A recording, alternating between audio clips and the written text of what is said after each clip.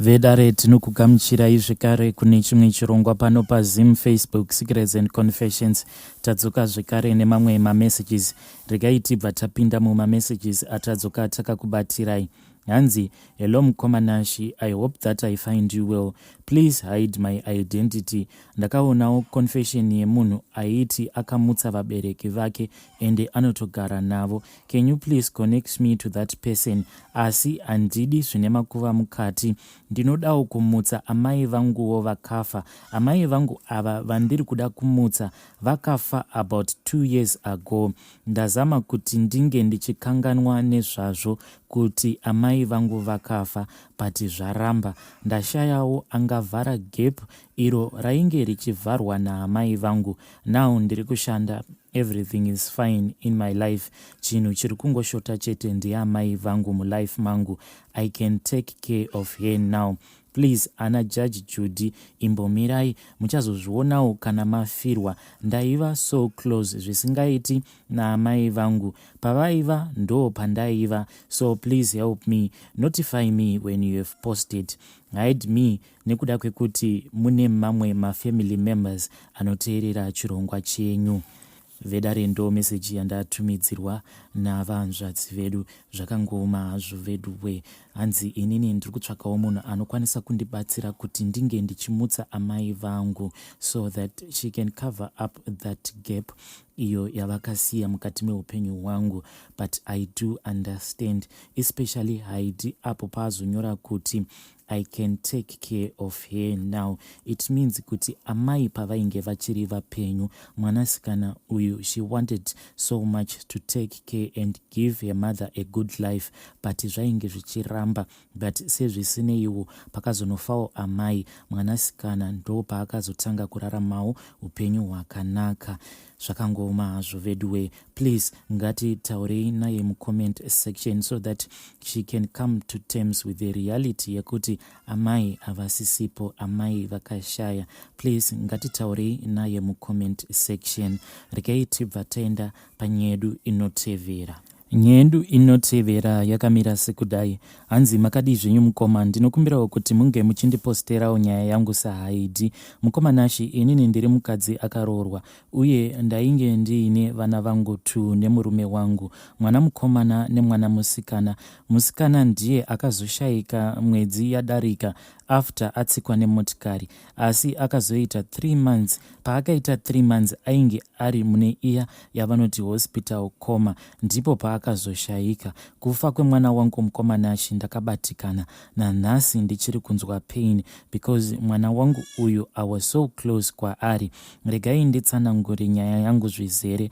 Ndakaroorwa mumhuri yainge iri dikisa mumba memurume wangu. Vakabarwa vari vaviri, iye murume wangu nesista yake. Atezvara vangu ndakazosara ndoroorwa, but vainge vatofa kudhara. Amwene vangu vainge vari munhu ainge ari well up in life. Vaitogarawo kumasuburbs kuya kwekuti hakungotsikwi-tsikwi, unotoenda ikoko by appointment only. So inini kubva the very first day randakanointroduced kuma in-laws angu, ndakaona kuti vanhu ava havana kana kumbobvira vandifarira. Vaingovawo zviya zvekungoti ko vangagoita sei iye munhu auya pamba pavo. There was no love written in their eyes. But ndakangoshingirira. Murume wangu paakaonawo kuti ndo situation yainge iri paground, akabva ati kwandiri, tinofanira kuti tinge tichikasika so that tiroorane, because iye aida kuavoida issue yekuti azotsvakirwa mukadzi wekuroora nevabereki vake and also nehama dzababa vake, because they were so controlling. So zvakaitika ndezvekuti takati taroorana, pakabva pabuda macomplaints ekuti ko iwewe why wazomhanyirira kuroora isusu tisati tamboenjoya mari yako. But mari yacho Mukomanachi inotondinetsa nekuda kwekuti kumuri kunobva murume wangu vanhu vacho vane mari. But still they insisted, vakati mukomana asati aroora hama dzake dzinofanira kutanga dzambodya mari yake, kunyanya amai pamwe chete navatete. Vatete ava vainge vachitaurwa vainge vari hanzvadzi yavatezvara vangu. ndo vainge vachitowanza pamuromo vachiti shuwa ungaroora inini ndisati ndambodya mari yako, but vatete ava mukoma vane mari dzavo. Zvisinei ndakaroorwa ndikachata, asi after wedding was expecting kuenda kuhoneymoon, but pakabva paitika eshoka mukoma. Vamwene vangu vakabva vati hapana kwamunoenda since inini ndine imba, ende imba yakasiya yavakwa navatezvara venyu. Imba iyoyo ihombe, it is up to you. Munongotsvakawo room inenge iri kure nesu mobva maita honeymoon yenyu ipapo. Mukoma, it was so difficult for me. I got to the extent yekutakura magifts atainge tapiwa pawedding pedu ndega. Amai vakati takura wega, mwanangu aneta newedding. Ndakatakura ndikawana vakandimirira kuti ndibike zvekare. There was no such thing as honeymoon for me because that very same day randakachata nemanetero andainge ndaita, vanhu vakambopfekawo wedding gown. Munoziva maremero arinoita apa kana uri muchati, vanhu vanokucheka nenguva iri kure. Zviya zvekuti muchati adya here, vanhu vanenge vasitombori newe. Zvakati zvose izvi zvaitika usiku tadzokera kumba, manje tadzoswa kumba.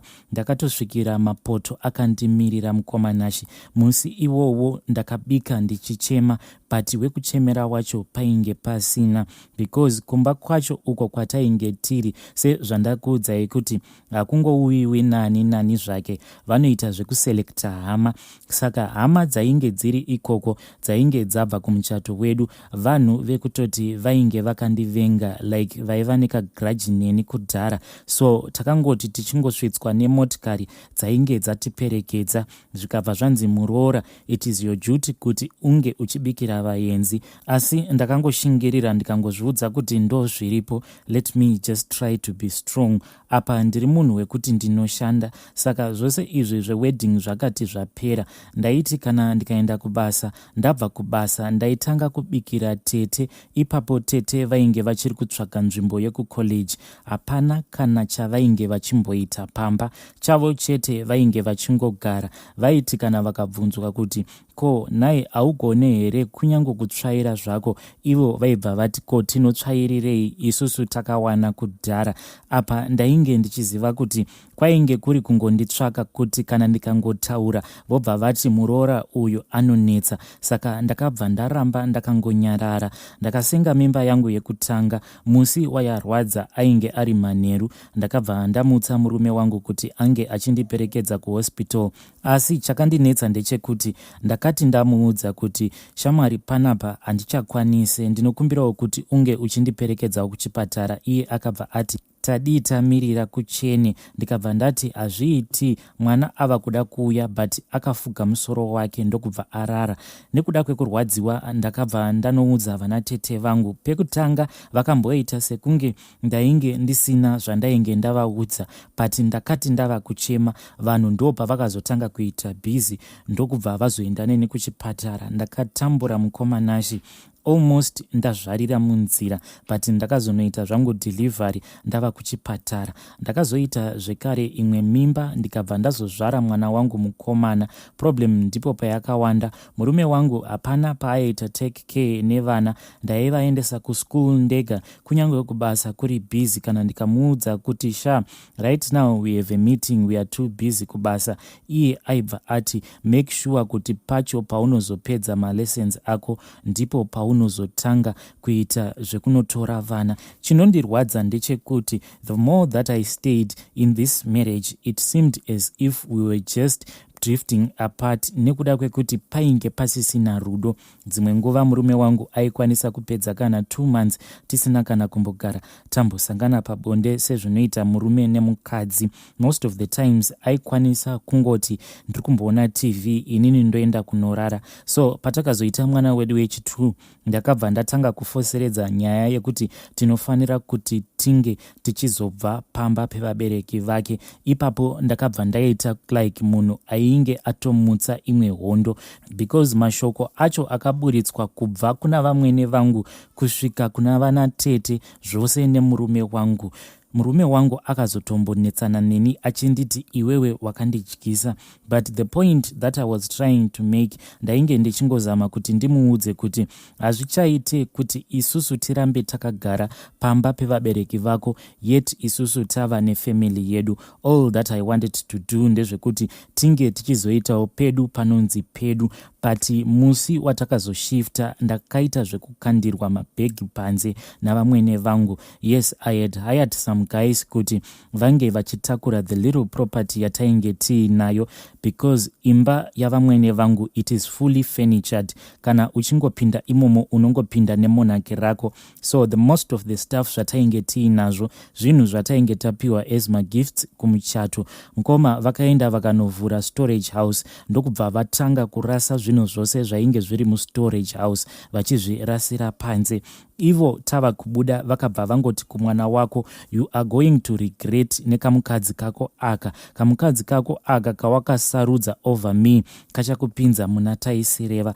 At that time mukomanashi mwana wangu ainge ava kupinda mu6.5 months ndo paakabva arohwa nemotikari. Ndakarwadziwa mukomanashi musi mwana wangu paakatsikwa nemotikari, because munhu wacho akamurova nemotikari nanhasi hatimuzivi, akangoita hit and run.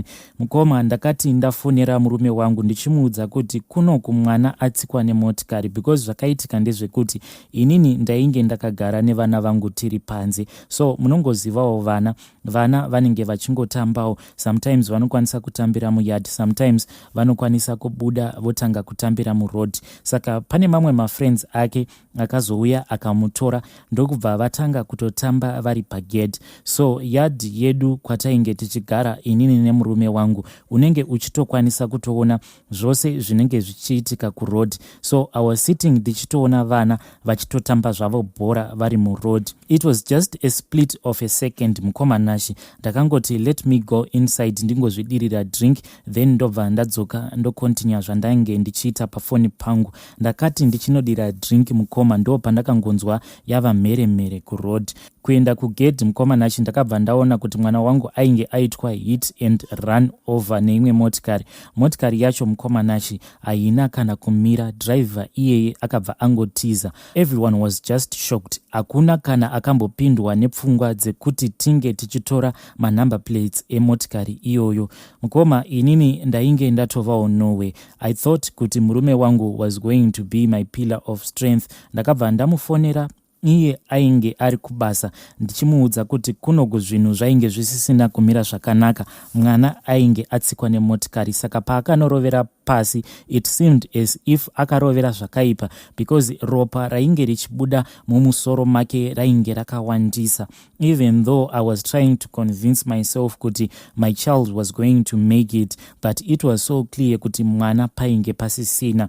My neighbors vakabva vatongonotora a blanket mumba ndokubva vatocover up mwana.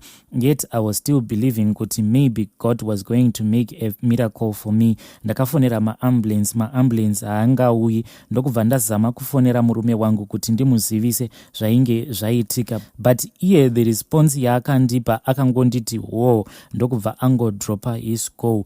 Musi iwowo haana kana kutombodzoka kumba, because ndakabva ndaperekedza mutumbi wemwana wangu kuchipatara hoping kuti iye achauya. All along ndainge ndichitomuudza kuti iko zvino tava pakati. Kunyange patakazosvika tichipinda muchipatara ndainge ndichitomuudza all the updates, thinking kuti munhu achauya kuzonditora. Nekuti patakaenda kuchipatara kunyange zvayo imwe motikari yainge iri mugarage, but ndainge ndangoshandisawo motikari imwe iyo yainge yasenga chitunha chemwana wangu. Mukomanashi it was so hard, because by the time yandakati ndava kuda kudzokera kumba I didn't have any money on me. Apa ndainge ndisisina kana moto mufoni. Ndakagara muchipatara throughout the night, murume wangu kana kubatika kana kumbouya kuzoita check up on me. Ndakazoti ndadzokera kumba kunobvunza umwe mwana wangu uya kuti ko baba vakazouya here. Iye akabva ati daddy vakangofona vakati mama varipi. Ndikabva ndati mama vaenda kuchipatara nari. Daddy ndokubva vangodropa phone. Iye murume wangu ndakati ndichimufonera akabva andiudza ndakakuudza kuti kana uchida kuuya kuzondiona ndiri kuno kwaamai. Mukoma, throughout the funeral of our child tainge tisingataudzani. Baba naamai vemwana uyo ainge afa, we were just giving each other cold shoulders. Parufu rwemwana wangu mukomanashi, I was like the black sheep. Hama dzose dzemurume wangu hapana kana imwe zvayo yainge ichida kutaura neni. I went through a lot mukomanashi, kunyangwe nhasi pfungwa dzangu hadzisati dzava kunyatsokushanda zvakanaka. Worse off pandakaona mwana wangu ropa richibuda mumusoro make, it was so traumatic for me. Saka chazoita kuti ndinge ndichiuya pano mukomanashi. Soon after the burial of our child, murume wangu akabva ati anoda a divorce. Nhai zvinoitika here izvi zvakaitika kwandiri, kana kuti murume wangu anoziva chakauraya mwana wangu? Please, ndinokumbirawo kuti kana mukazopostawo nyaya yangu ndiziviseiwo ndikwanise kuzoteverera mucomment section. Situation yandiri mukomanashi hamusi kuiziva. I am in so much pain. Ende murume wangu uyo wandingangoti my ex-husband, because lawyer rake rakatouya nemapapers andinofanira kuti ndinge ndichizosaina a divorce. This is the challenge that I am going through mukomanashi, kuti zvekuti at the same time I am mourning over my baby uyo akaitwa hit and run. At the same time murume wangu abva adecide kuti it is high time yekuti tinge tichidivorce. Ndakamubvunza kuti ko why mafunga kuti tinge tichiita zvakadai? Iye akabva ati I cannot choose you over my family, blood is thicker than water. Ndo zvandiri kusangana nazvo izvi mukomanashi. Kana mukaposta ndiziviseiwo. Vadiwa vateereri, ndo message yandakatumidzirwa navahanzvadzi vedu. Zvakangoma hazvo veduwe, asi ngatitaurei navo mucomment section. Pasituation yakadai unozvifambisa sei? Asi zvakangoma, Mwari havo ndo vanoziva. Vedare ndo messages andanga ndakakubatirai. Ngatisanganei zvekare mune zvimwe zvirongwa zvinotevera.